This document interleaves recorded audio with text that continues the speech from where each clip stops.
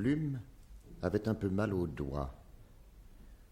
Il vaudrait peut-être mieux consulter un médecin, lui dit sa femme. Il suffit souvent d'une pommade. Et Plume y alla.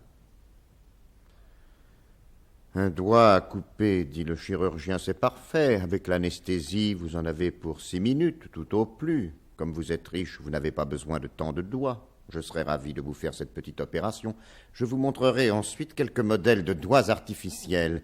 Il y en a d'extrêmement gracieux, un peu chers sans doute, mais il n'est pas question naturellement de regarder à la dépense. Nous vous ferons ce qu'il y a de mieux.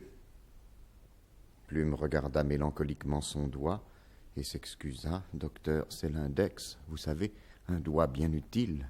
Justement, je devais écrire encore à ma mère. Je me sers toujours de l'index pour écrire.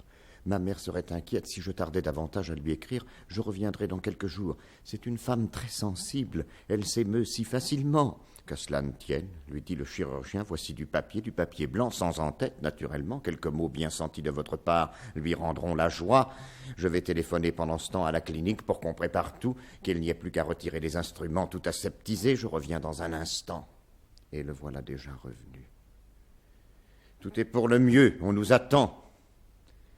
Excusez, docteur, fit Plume, vous voyez, ma main tremble, c'est plus fort que moi. Eh bien, lui dit le chirurgien, vous avez raison, mieux vaut ne pas écrire, les femmes sont terriblement fines, les mères surtout, elles voient partout des réticences quand il s'agit de leur fils et d'un rien font un monde. Pour elles, nous ne sommes que de petits enfants. Voici votre canne et votre chapeau, l'auto nous attend.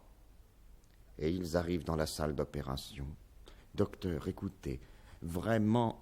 Oh, fit le chirurgien, ne vous inquiétez pas, vous avez trop de scrupules. Nous écrirons cette lettre ensemble. Je vais y réfléchir tout en vous opérant.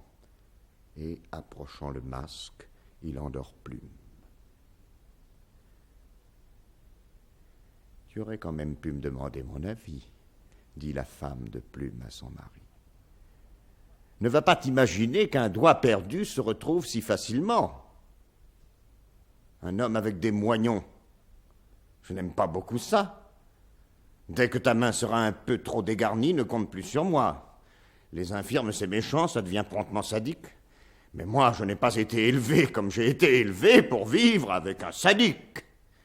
Tu t'es figuré, sans doute, que je t'aiderais bénévolement dans ces choses-là. Eh bien, tu t'es trompé. Tu aurais mieux fait d'y réfléchir avant. Écoute, dit Plume, ne te tracasse pas pour l'avenir. J'ai encore 9 doigts. Et puis, ton caractère peut changer.